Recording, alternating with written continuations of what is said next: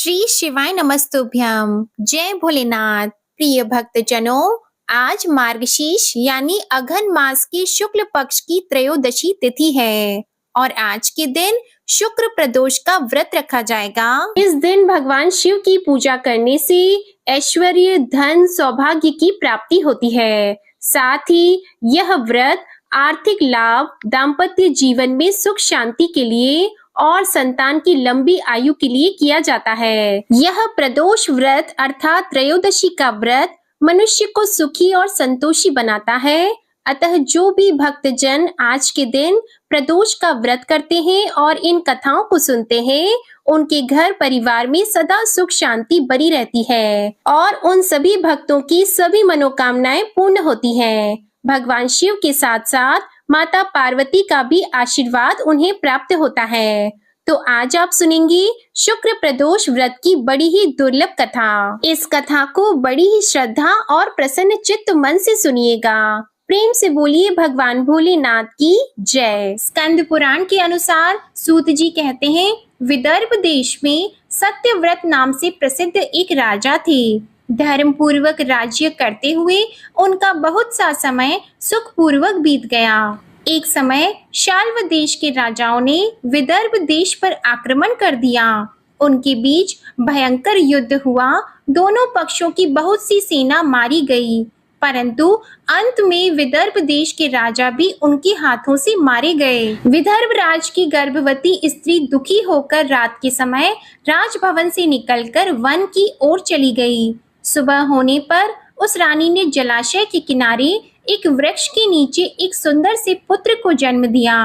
उसके बाद वह प्यास से व्याकुल होकर जलाशय में पानी पीने गई। इतने में ही एक घड़ियाल ने आकर उसे अपना ग्रास बना लिया। वह बालक पैदा होते ही माता पिता से हीन हो गया। जब वह नवजात शिशु वृक्ष के नीचे पड़ा हुआ जोर जोर से रो रहा था, उसी समय भगवान भोलेनाथ की कृपा से वहां पर एक उमा नाम की ब्राह्मणी पहुंची। वह अपने 1 वर्ष के बालक शुचि व्रत को गोद में लिए हुए थी। वह ब्राह्मणी बहुत ही गरीब और विधवा थी। वह भीख मांगकर अपना गुजारा करती थी। उस बालक को रोते हुए देखकर उसने मन ही मन सोचा कि यह तो बड़ी हैरानी की बात है कि यह नवजात शिशु जिसकी अभी तक नाल भी नहीं कटी है, यहाँ पर पड़ा हुआ है। इसकी माता कहाँ चली गई? जब वह ब्राह्मणी सोच में डूबी हुई थी, उसी समय वहां से एक सन्यासी गुजरे। वह ऐसे जान पड़ते थे मानो साक्षात शंकर भगवान हो। उन श्रेष्ठ भिक्षु ने उस स्त्री से कहा, हे ब्राह्मणी, तुम इस बालक की रक्षा करो, इससे तुम्हें परम कल्याण की प्राप्ति होगी। इतना कहकर वह दयालु भिक्षु वहां से चले गए। उनके जाने के बाद ब्राह्मणी ने उस बालक को लेकर अपने घर की ओर प्रस्थान किया। वह ब्राह्मणी एक चक्र नामक नगर में निवास करती थी। ब्राह्मणी ने उस बालक का अपने बेटे के समान ही पालन पोषण किया और उसका नाम धर्मगुप्त रखा। वह भिक्षा के अन्न से ही अपने पुत्र और राजकुमार दोनों को पालने लगी। एक दिन वह ब्राह्मणी उन दोनों बालकों को साथ लेकर भीख मांगती हुई देव मंदिर में चली गई। उस समय वहां पर शांडिल्य मुनि पधारे हुए थे। शांडिल्य मुनि को देखकर ब्राह्मणी ने उन्हें प्रणाम करके पूछा, हे ब्राह्मण, एक सन्यासी के कहने पर मैं इस बालक को अपने घर ले आई हूँ। अभी तक मुझे इसके कुल का पता नहीं चला, फिर भी मैं अपने पुत्र की तरह ही इसका पालन पोषण करती हूँ। आप ज्ञान के नेत्रों से देखकर मुझे बताने की कृपा करें कि यह बालक किस कुल में उत्पन्न हुआ है और इसके माता पिता कौन है। तब मुनिवर बोले, यह विदर्भ देश के राजा का पुत्र है। इतना कहकर शांडिल्य मुनि ने उस बालक के पिता के युद्ध में मारे जाने तथा उसकी माता के ग्रह द्वारा ग्रस्त होने का सब समाचार पूर्ण रूप से बताया। यह सुनकर ब्राह्मणी को और भी आश्चर्य हुआ। फिर उसने प्रश्न किया कि हे महामुनि, वह राजा सभी भोगों को छोड़कर युद्ध में क्यों मारे गए और इस बालक को यह दृढ़ता कैसे प्राप्त हुई? यह अपने राज्य को कैसे प्राप्त करेगा? यह तो मेरे पुत्र की तरह भिक्षा के अन्न से ही जीवन निर्वाह करता है। इसकी दरिद्रता के निवारण का क्या उपाय है? तब शांडिल्य मुनि बोले, इस राजकुमार के पिता विदर्भ राज पूर्व जन्म में पांड्य देश के राजा थे। एक दिन प्रदोष काल में राजा बड़ी भक्ति भाव से त्रिलोकीनाथ महादेव जी की आराधना में मग्न थे। उसी समय उनके नगर में बड़ा भारी कोलाहल मचा। उस शोर को सुनकर राजा ने बीच में ही भगवान शंकर की पूजा को छोड़ दिया और राजभवन से बाहर निकल गए। इसी समय राजा का मंत्री शत्रु को पकड़कर उनके समीप ले आया। वह शत्रु पांड्य राज्य का सामंत था। उसे देखते ही राजा ने क्रोध पूर्वक उसका मस्तक कटवा दिया। शिव पूजा को छोड़कर नियम को समाप्त किए बिना ही राजा ने रात में भोजन भी कर लिया। इसी प्रकार राजकुमार भी प्रदोष काल में भगवान शिव की पूजा किए बिना ही भोजन करके सो गया। वही राजा अगले जन्म में विदर्भ राज हुआ। शिव पूजा में विघ्न होने के कारण शत्रुओं ने उसके सुख भोग के बीच में ही मार डाला। पूर्व जन्म में जो उसका पुत्र था, इस जन्म में भी राजा का वही पुत्र है। भगवान शिव की पूजा का उल्लंघन करने के कारण यह दरिद्रता को प्राप्त हुआ है। इसकी माता ने पूर्व जन्म में छल से अपनी सौत को मार डाला था। उस महान पाप के कारण ही वह इस जन्म में ग्रह के द्वारा मारी गई। हे ब्राह्मणी, तुम्हारा पुत्र पूर्व जन्म में भी एक ब्राह्मण था। इसने अपना सारा जीवन केवल दान लेने में ही बिताया, यज्ञ आदि सत्कर्म नहीं किए, इसलिए यह दरिद्रता को प्राप्त हुआ है। उस दोष के निवारण के लिए अब यह भगवान शंकर की शरण में जाए। यदि यह दोनों बालक प्रत्येक प्रदोष के दिन भगवान शंकर का पूजन करते रहे तो वर्ष भर के भीतर ही इनकी दरिद्रता का नाश होगा और राज्य सुख की प्राप्ति होगी। इस प्रकार शरण में आई हुई ब्राह्मणी को मधुर वचनों द्वारा आश्वासन देकर शांडिल्य मुनि ने उनके दोनों बालकों को भगवान शंकर की आराधना के मंत्र का उपदेश दिया। उसके बाद ब्राह्मणी अपने दोनों बालकों को लेकर वहां से चली गई। 4 मास बाद एक दिन ब्राह्मण का पुत्र नदी में स्नान करने गया। वहां उसे धन से भरा हुआ एक घड़ा मिला, जिसे लेकर वह अपनी माँ के पास गया। माँ धन से भरे हुए घड़े को देखकर खुश हो गई और उसने कहा, इसे अपने भाई के साथ आधा आधा बांट लो। मगर धर्मगुप्त ने इस धन में हिस्सेदारी से मना करते हुए कहा, मैं किसी अन्य के भाग्य का भागी नहीं हो सकता। प्रत्येक व्यक्ति स्वयं के कर्म का फल भोगता है। इस प्रकार प्रसन्नता पूर्वक भगवान शंकर की पूजा करते हुए उन दोनों कुमारों का 1 वर्ष व्यतीत हो गया। एक दिन ब्राह्मण का पुत्र और राजकुमार वन में भ्रमण करने गए। मार्ग में उन्होंने देखा कि अनेक गंधर्व कन्याएं आपस में खेल रही थी। ब्राह्मण कुमार वहीं पर रुक गया और राजकुमार से बोला, हमें इससे आगे नहीं जाना चाहिए। ये गंधर्व कन्याएं हैं, किसी को भी अपनी ओर आकर्षित कर सकती हैं। मगर राजकुमार निडर होकर आगे बढ़ता गया। जब मुख्य गंधर्व कन्या ने राजकुमार धर्मगुप्त को देखा तो वह उसके प्रति आकर्षित हो गई। उसने अपनी सभी सखियों को फूल चुनने के लिए भेज दिया और राजकुमार के पास आने की प्रतीक्षा करने लगी। उसे अकेला देखकर राजकुमार उसके पास गया और उससे बातचीत शुरू की। उसने बताया कि मैं विदर्भ देश का राजकुमार हूँ। मेरे माता पिता अब इस संसार में नहीं हैं और शत्रुओं ने हमारे राज्य पर कब्जा कर लिया है। तब कन्या ने अपना परिचय देते हुए कहा कि मैं विदर्भिक नामक गंधर्व की पुत्री हूँ। मेरा नाम अंशुमति है और मैं गायन में प्रवीण हूँ। उसने यह भी कहा कि मैं आपसे विवाह करना चाहती हूँ। इतना कहकर उसने अपनी मोतियों की माला निकालकर राजकुमार को पहना दी।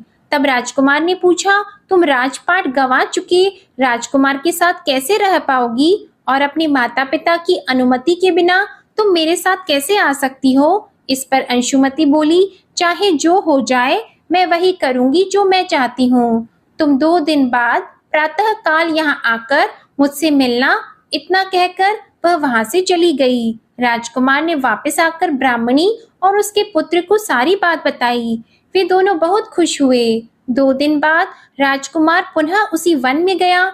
उसने देखा कि अंशुमति अपने पिता के साथ उसकी प्रतीक्षा कर रही है। तब गंधर्व राज ने राजकुमार से कहा, मैं कैलाशपुरी गया था। वहां भगवान शिव और माता पार्वती ने मुझे बुलाकर कहा कि धर्मगुप्त नामक राजकुमार राज्य से विहीन होकर भटक रहा है, जाओ और उसका राज्य पुनः प्राप्त करने में उसकी सहायता करो। मैं उनकी आज्ञा के अनुसार अपनी पुत्री अंशुमति का हाथ तुम्हारे हाथ में दे रहा हूँ और राज्य प्राप्त करने में मैं तुम्हारी सहायता करूँगा। मेरी पुत्री 10,000 वर्ष तक तुम्हारे साथ इस पृथ्वी पर रहेगी और जब तुम शिवलोक में जाओगी तब भी वह इसी काया में तुम्हारे साथ ही रहेगी। भगवान शिव के आदेश अनुसार धर्मगुप्त और अंशुमति का विवाह हो गया। अंशुमति के पिता ने अपनी गंधर्व सेना भी राजकुमार को दे दी। सेना की सहायता से उसने अपने शत्रुओं को परास्त कर दिया और अपने पिता का खोया हुआ राज्य उन्हें प्राप्त कर लिया। अब राजकुमार धर्मगुप्त राजा बन गया। उसने अपने बुरे दिनों में उसे पालने वाली गरीब ब्राह्मणी को राजमाता का दर्जा दिया और शुचि व्रत को अपना छोटा भाई माना। इस प्रकार नियमित रूप से प्रदोष व्रत करने से ब्राह्मणी, उसके पुत्र शुचिव्रत और राजकुमार धर्मगुप्त को धन धान्य तथा सुख संपत्ति की प्राप्ति हुई। सूत जी कहते हैं कि जो मनुष्य प्रदोष व्रत की इस पुण्यमयी महात्म्य को एकाग्रचित होकर सुनते हैं अथवा पढ़ते हैं, उन्हें 100 जन्मों तक कभी दरिद्रता नहीं होती और अंत में वह ज्ञान के ऐश्वर्य से युक्त होकर भगवान शंकर के परम धाम को प्राप्त होते हैं। प्रेम से बोलिए भगवान शंकर की जय, माता पार्वती की जय। प्रिय भक्तजनों, अब आप सुनेंगे सभी दुखों को नष्ट करने वाली और सुख प्रदान करने वाली भगवान शिव की इस कथा को। एक नगर में भगवान शिव का एक भव्य मंदिर था, जहां हर वर्ष दूर दूर से भक्तजन शिव जी के दर्शन के लिए आते थे। उस समय प्रदोष का व्रत था। दूर दूर से भक्तजन गंगा जल लेकर भगवान को जलाभिषेक करने आए हुए थे। मंदिर का परिसर भक्तों की भीड़ से भरा हुआ था। तभी अचानक आकाश में बिजलियां चमकी और सोने का एक थाल उतरा। उसी के साथ एक भविष्यवाणी भी हुई कि जो कोई भगवान शंकर का सच्चा भक्त और प्रेमी होगा, उसी को यह थाल मिलेगा। प्रिय भक्तों, मंदिर के परिसर में उपस्थित सभी लोगों ने यह भविष्यवाणी सुनी। धीरे धीरे सभी इकट्ठा हो गए। जो लोग मंदिर की व्यवस्था देख रहे थे, उन्हें तो पूरा विश्वास था कि यह थाल हमें ही मिलेगा, इसलिए वे सबसे आगे आकर खड़े हो गए। सबसे पहले एक पंडित जी आए और बोले, देखिए भाइयों, मैं प्रतिदिन महादेव जी का अभिषेक करता हूँ, इसलिए मैं ही भोलेनाथ का सबसे निकटवर्ती, प्रेमी और भक्त हूँ, इसलिए थाल मुझे मिलना चाहिए। इतना कहकर पंडित जी ने थाल उठाया। जैसे ही पंडित जी ने थाल उठाया, थाल पीतल का हो गया।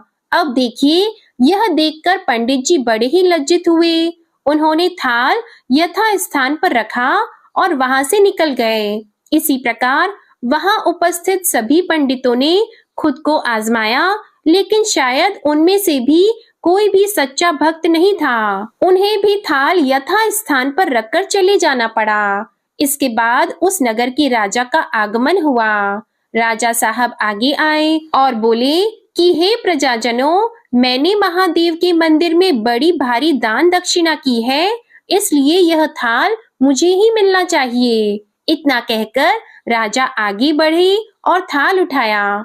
जैसे ही राजा ने थाल उठाया, थाल तांबे का हो गया। यह देखकर महाराज भी बड़े लज्जित हुए और थाल को यथा स्थान पर रखकर एक तरफ खड़े हो गए। इसके बाद इसी तरह एक एक करके दानी महात्मा और भक्त पधारे और थाल को उठाया, लेकिन किसी के हाथ में कुछ और, किसी के हाथ में कुछ और हो गया, लेकिन सोने का नहीं रहा।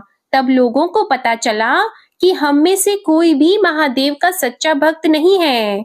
उसी समय एक किसान का आगमन हुआ। वह बेचारा महीनों बाद आज प्रदोष व्रत के शुभ अवसर पर शिव जी के दर्शन करने आया था।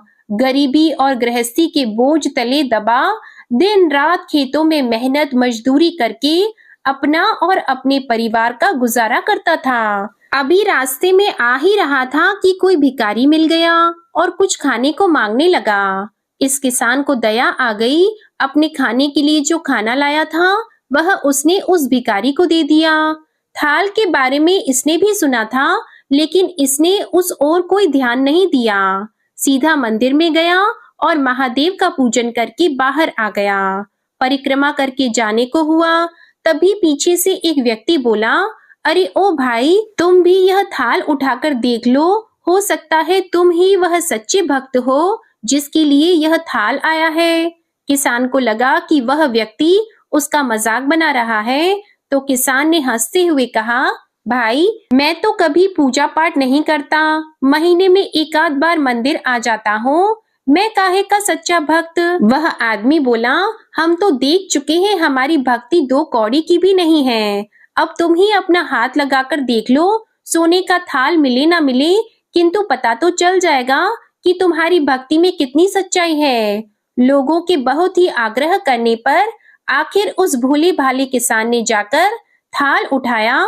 तो जैसे ही उसने थाल उठाया, लोगों के आश्चर्य का ठिकाना नहीं रहा। सोने का थाल रोशनी से चमकने लगा। यह देखकर सब लोगों में खुशियों की लहर दौड़ गई। सभी लोग उसके जयकारे लगाने लगे और पूछने लगे, भाई, तुम ही सच्चे भक्त हो, अब हमें भी बता दो कैसी भक्ति करते हो जिससे महादेव तुमसे इतने प्रसन्न हैं।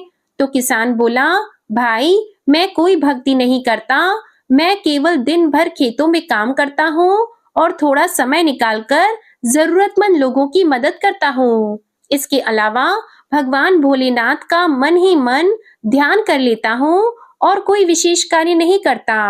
लोग पूछने लगे, तुम लोगों की मदद क्यों करते हो?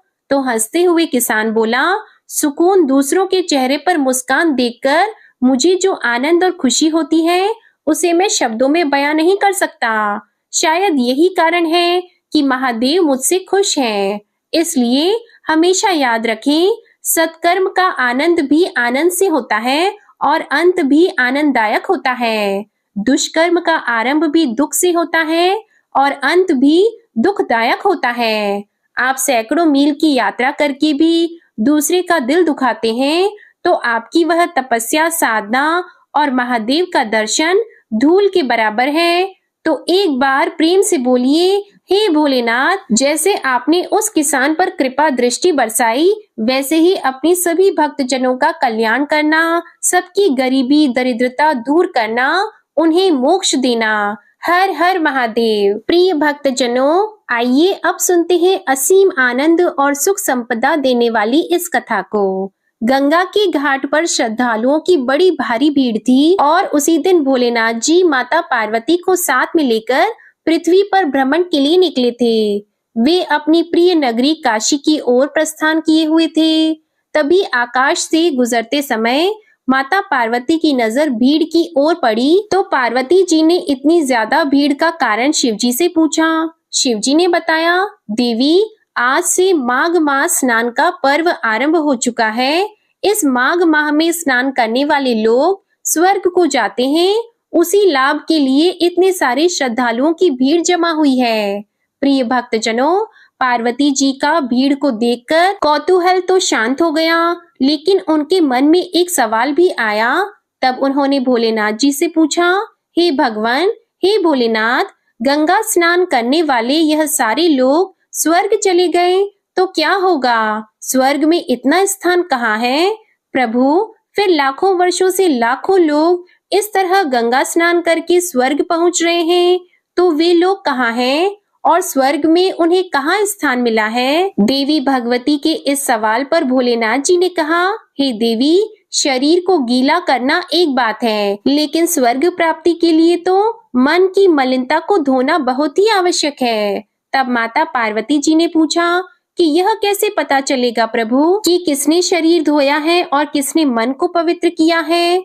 तब शिव जी ने बताया, हे पार्वती, यह उनके कर्मों से समझा जाता है।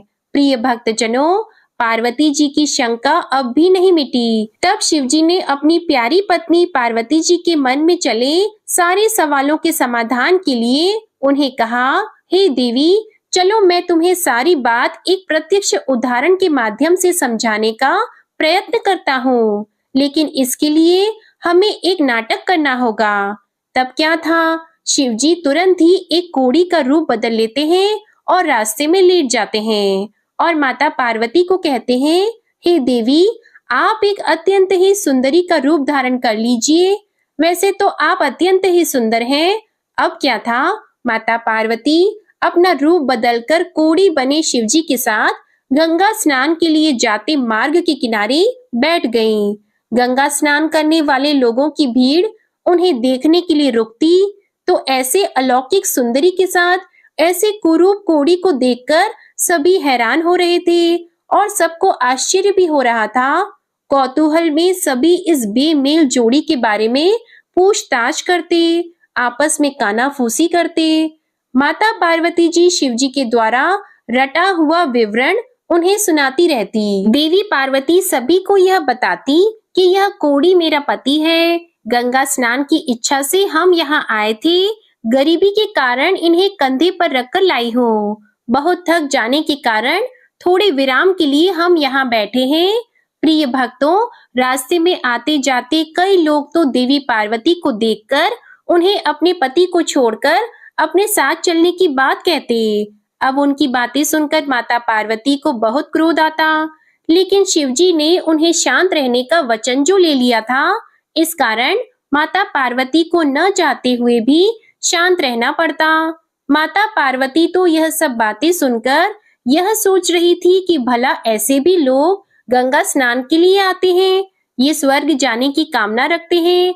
ऐसे लोग जो किसी दूसरी स्त्री पर नजर गड़ाए रखते हैं, क्या ये स्वर्ग के अधिकारी हैं? माता पार्वती के चेहरे की निराशा देखने ही लायक थी। भोलेनाथ और माता पार्वती का यह क्रम शाम तक चलता रहा। तभी एक सज्जन पुरुष वहां पर आए और उन्होंने पूछा, हे देवी, आप यहाँ पर क्यों बैठी हैं? यह कौन है और इस तरह असहाय पड़े हुए हैं? माता पार्वती ने कहा, यह मेरे पति हैं। हम लोग गंगा स्नान के लिए आए हैं और हम यहाँ पर बैठकर विश्राम कर रहे हैं। विश्राम करने के बाद हम गंगा स्नान करेंगे। प्रिय भक्तों, इस तरह पार्वती जी ने रटा रटाया विवरण उन्हें भी सुना दिया। यह सुनकर उस सज्जन पुरुष के आंखों में आंसू भर आए। उन्होंने सहायता का प्रस्ताव किया और कोड़ी को कंधे पर लादकर गंगा तट पर पहुंचा दिया। और यहाँ तक कि वे लोग गंगा स्नान कर भी लेते हैं और उसके बाद उस सज्जन पुरुष ने जो अपने साथ में सत्तू लाया था उन दोनों को खाने के लिए दिया और फिर सुंदर स्त्री बनी माता पार्वती को बारंबार नमन करते हुए कहा, हे देवी, आप जैसी देवियां ही इस धरती के स्तंभ हैं। धन्य हैं आप जो इस प्रकार अपना धर्म निभा रही हैं। ऐसा कहकर वह पुरुष दोनों को प्रणाम करता है। भगवान शिव और माता पार्वती ने उसे आशीर्वाद दिया। शिव पार्वती वहां से उठे और कैलाश की ओर चले गए। शिवजी ने रास्ते में कहा, हे देवी, हे पार्वती, इतनों में से एक ही व्यक्ति ऐसा था जिसने अपना मन धोया और स्वर्ग के लिए सुगम रास्ता बनाया। गंगा स्नान का महालय तो सही है, पर इसके साथ मन भी धोने की शर्त लगी है। तब माता पार्वती समझ गईं कि आखिर क्यों इतनी संख्या में गंगा स्नान करने के बाद भी और गंगा का निर्मल महालय होने के बाद भी स्वर्ग नहीं पहुंच पाते और क्यों गंगा स्नान के पुण्य फल से वंचित हो जाते हैं, क्योंकि उन्हें विश्वास नहीं होता कि गंगा स्नान करने के बाद भी उनके पाप धुल जाएंगे। गंगा स्नान करने तो सभी जाते हैं, किंतु शुद्ध मन लेकर बहुत कम लोग जाते हैं। राह चलते किसी स्त्री को देखकर उनके मन में उसके प्रति आकर्षण पैदा होता है, यह तो पाप है। किसी असहाय को देखकर उससे किनारा कर लेते हैं। इतने सारे पाप मन में लेकर भला गंगा स्नान करने का फल कैसे मिल सकता है? जो लोग धर्म, कर्म, पुण्य और दान करते हुए गंगा जी में स्नान करते हैं, उनके पाप स्वतः ही मिट जाते हैं और उन्हें स्वर्ग की प्राप्ति होती है। इसलिए गंगा स्नान करने से पूर्व अपने मन को शुद्ध और निर्मल करना अत्यंत ही आवश्यक है और उसके साथ ही दान पुण्य अवश्य करना चाहिए। फिर तो गंगा स्नान करने के बाद उसके लिए स्वर्ग के दरवाजे खुल जाते हैं। प्रेम से बोलिए हर हर गंगे, पार्वती पतिये हर हर महादेव। प्रिय भक्त जनों, अब आप सुनिए माता लक्ष्मी और भगवान शिव की बड़ी ही दुर्लभ कथा। एक बार नारद जी ने भोलेनाथ जी की स्तुति करके पूछा, प्रभु, आपको प्रसन्न करने के लिए सबसे उत्तम और सुलभ साधन क्या है? हे त्रिलोकीनाथ, आप तो निर्विकार और निष्काम हैं। आप सहज ही प्रसन्न हो जाते हैं। फिर भी मेरी जानने की तीव्र इच्छा है कि आपको क्या प्रिय है? तो भगवान शिव जी बोले, नारद जी, वैसे तो मुझे भक्त के भाव सबसे प्रिय हैं। फिर भी आपने पूछा है तो मैं बताता हूँ। मुझे जल के साथ साथ बिल्व पत्र बहुत प्रिय है। जो अखंड बिल्व पत्र मुझे श्रद्धा से अर्पित करते हैं, मैं उन्हें अपने लोक में स्थान देता हूँ। अब देखिए, नारद जी भगवान शंकर और माता पार्वती की वंदना करके अपने लोक को चले गए। उनके जाने के बाद माता पार्वती जी ने शिव जी से फिर पूछा, हे प्रभु, मेरी यह जानने की बड़ी उत्कृष्ट इच्छा हो रही है कि आपको बेलपत्र इतना प्रिय क्यों है। कृपा करके मेरी इस जिज्ञासा को शांत करें। शिव जी बोले, हे शिवे, बिल्व पत्र के पत्ते मेरी जटा के समान हैं। उसका त्रिपत्र यानी 3 पत्ते ऋग्वेद, यजुर्वेद, सामवेद हैं। शाखाएं समस्त शास्त्र का स्वरूप हैं। बिल्व वृक्ष को आप पृथ्वी का कल्प वृक्ष समझें, जो ब्रह्मा, विष्णु, शिव रूपी हैं। हे पार्वती, स्वयं महालक्ष्मी जी ने शैल पर्वत पर बिल्व पत्र के रूप में जन्म लिया था। इस कारण भी बेल का वृक्ष मेरे लिए अति प्रिय है। महालक्ष्मी ने बिल्व का रूप धरा, यह सुनकर माता पार्वती कौतूहल में पड़ गईं। माता पार्वती जी कौतूहल से उपजी जिज्ञासा को रोक नहीं पाई। उन्होंने पूछा, देवी लक्ष्मी ने आखिर बिल्व वृक्ष का रूप क्यों लिया? हे प्रभु, आप यह कथा विस्तार से कहिए। तब भोलेनाथ जी ने देवी पार्वती को कथा सुनानी आरंभ की। हे देवी, सतयुग में ज्योति रूप में मेरे अंश का रामेश्वर लिंग था। ब्रह्मा आदि देवों ने उसका विधिवत पूजन अर्चन किया था।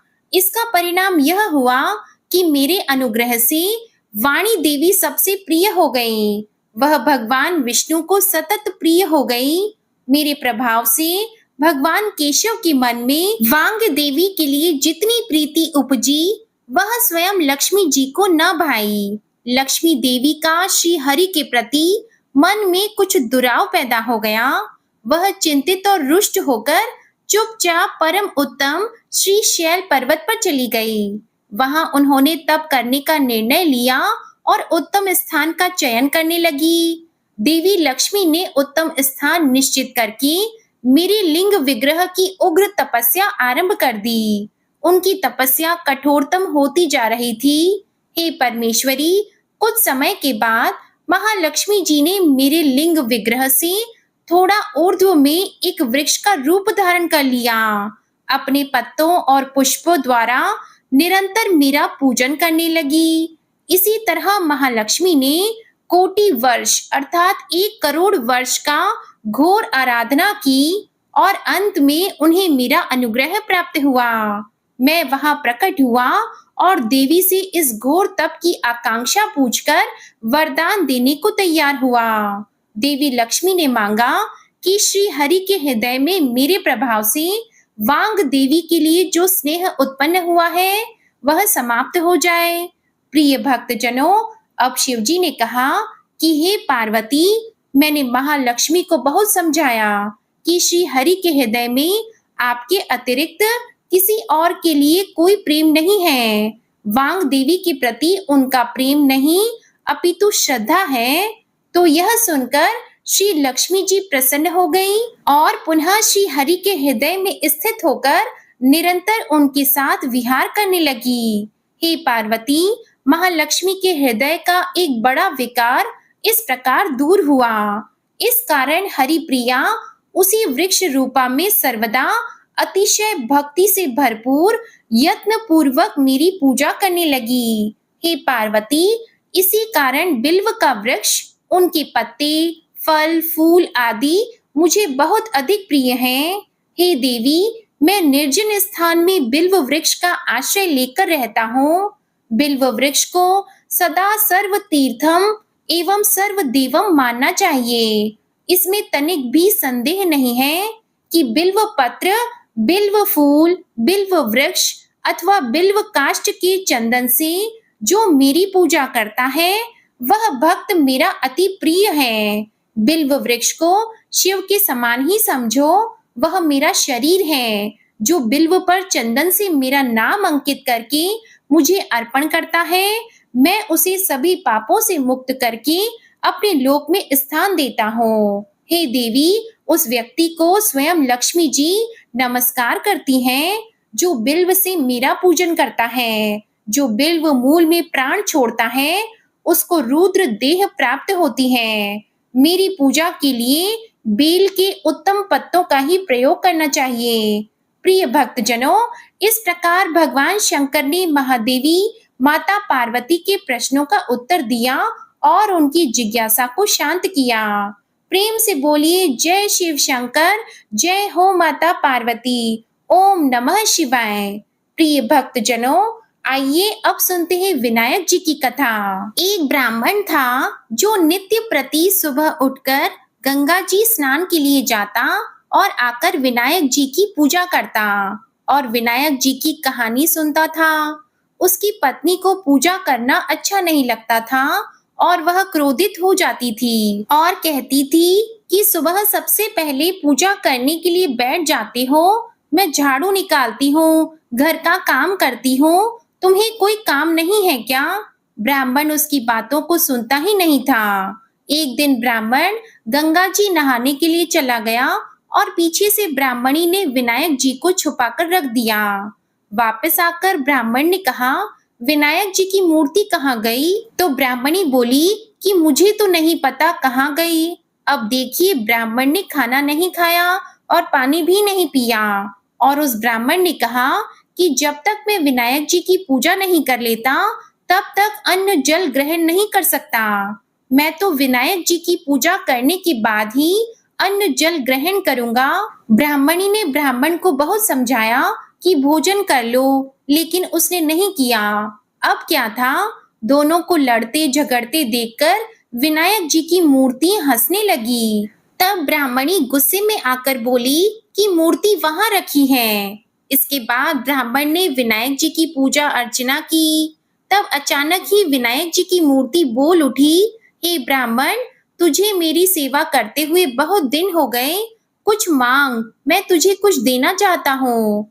तो ब्राह्मण बोला, अन्न मांगू, धन मांगू, जितना दुनिया में सुख है सब मांगू।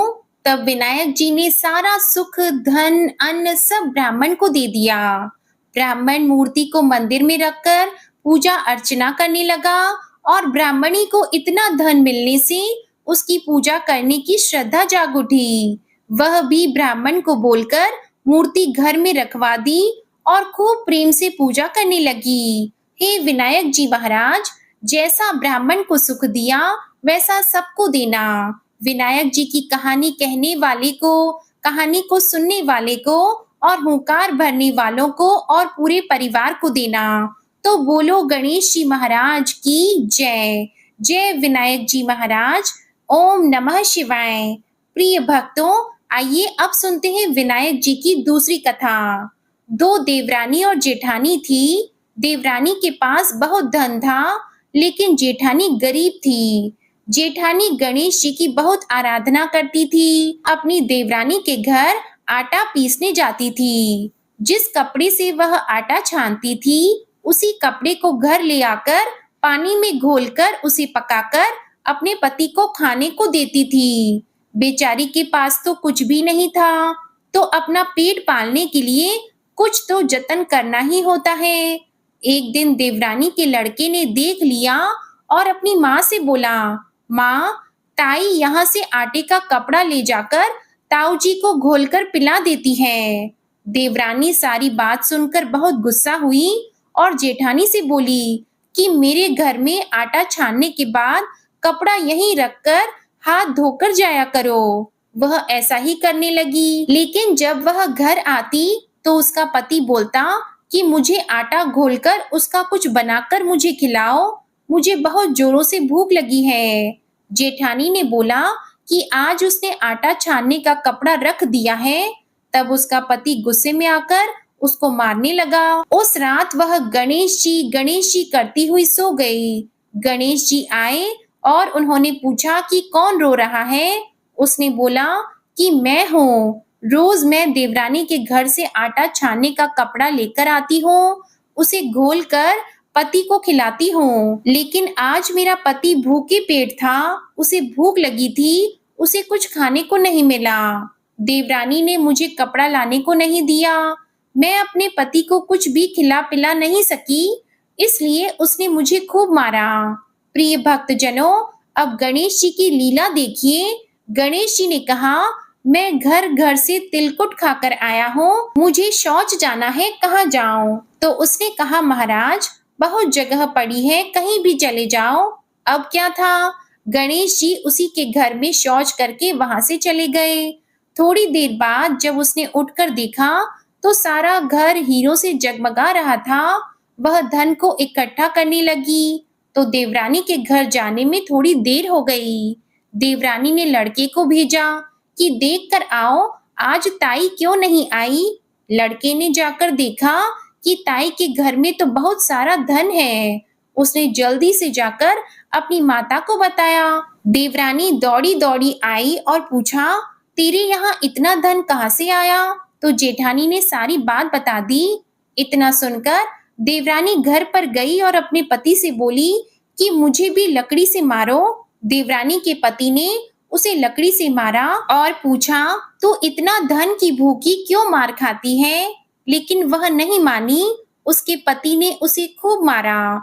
वह सारा मकान खाली करके गणेश जी का नाम लेकर सो गई। गणेश जी आए और बोले कि मैं घर घर में तिलकुट खाकर आया हूँ, इसलिए मुझे शौच जाना है, कहाँ पर जाऊं? तब वह बोली, महाराज मेरे तो बहुत बड़ा मकान है, कहीं पर भी चले जाओ। अब क्या था, गणेश जी शौच करके वहां से अंतर ध्यान हो गए। थोड़ी देर बाद वह उठकर देखी तो उसने देखा कि घर में बहुत सारा कूड़ा कचरा रखा हुआ है। यह देखकर वह बोली कि महाराज आपने तो मेरे साथ कपट किया है।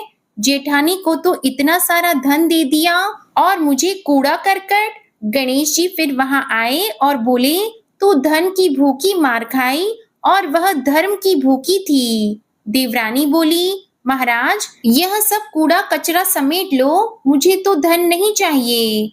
तब गणेश जी ने कहा, तेरे पास जितना भी धन है उसमें से आधा जेठानी को दे दे, तब यह कूड़ा कचरा समेट लूंगा। तो देवरानी ने जब अपने धन में से आधा धन जेठानी को दिया तो गणेश जी ने अपनी माया को समेट लिया। हे गजानन महाराज, जो आपने देवरानी को दिया वैसा किसी को मत देना, जो जेठानी को दिया वैसा सबको देना। विनायक जी की कहानी कहने वाले को, विनायक जी की कहानी सुनने वाले को, होकार भरने वाले को और पूरे परिवार को देना। बोलो गणेश जी महाराज की जय। अब आप सुनिए भगवान भोलेनाथ की आरती। ओम जय शिव ओमकारा, प्रभु हर शिव ओमकारा। ब्रह्मा विष्णु सदा शिव, ब्रह्मा विष्णु सदा शिव, अर्धांगी धारा। ओम जय शिव ओमकारा। एकानन चतुरानन पंचानन राजे, स्वामी पंचानन राजे। हंसासन गरुड़ासन, हंसासन गरुड़ासन, वृषवाहन साजे। ओम जय शिव ओमकारा। दो भुज चार चतुर्भुज, दस भुज अति सोहे, स्वामी दस भुज अति सोहे। त्रिगुण रूप निरखते, त्रिगुण रूप निरखते, त्रिभुवन जन मोहे। ओम जय शिव ओमकारा। अक्षमाला वनमाला मुंडमाला धारी, स्वामी मुंडमाला धारी। त्रिपुरारी कंसारी, त्रिपुरारी कंसारी, करमालाधारी। ओम जय शिव ओंकारा। श्वेतांबर पीतांबर बाघंबर अंगे, स्वामी बाघंबर अंगे। सनकादिक गरुणादिक, सनकादिक गरुणादिक, भूतादिक संगे। ओम जय शिव ओंकारा। कर की मध्य कमंडल, चक्र त्रिशूलधारी, स्वामी चक्र त्रिशूलधारी। सुखकारी दुखहारी, सुखकारी दुखहारी, जगपालनकारी। ओम जय शिव ओंकारा। ब्रह्मा विष्णु सदाशिव, जानत अविवेका, स्वामी जानत अविवेका। प्रणवाक्षर में शोभित, प्रणवाक्षर में शोभित, ये तीनों एका। ओम जय शिव ओंकारा। त्रिगुण स्वामी जी की आरती जो कोई नर गावे, स्वामी जो कोई नर गावे। कहत शिवानंद स्वामी, कहत शिवानंद स्वामी, मन वांछित फल पावे। ओम जय शिव ओंकारा। ओम जय शिव ओंकारा। प्रेम से बोलिए माता पार्वती और भोलेनाथ जी की जय। आशा करती हूँ आपको आज की ये प्रदोष व्रत की कथा और ये आरती पसंद आई होगी। अगर ये वीडियो अच्छी लगे तो इसे लाइक कीजिएगा, शेयर कीजिएगा, कमेंट में माता पार्वती और भगवान भोलेनाथ की जय लिखिएगा और हमारे चैनल आध्यात्मिक सागर को सब्सक्राइब जरूर कीजिएगा। प्रेम से बोलिए हर हर महादेव।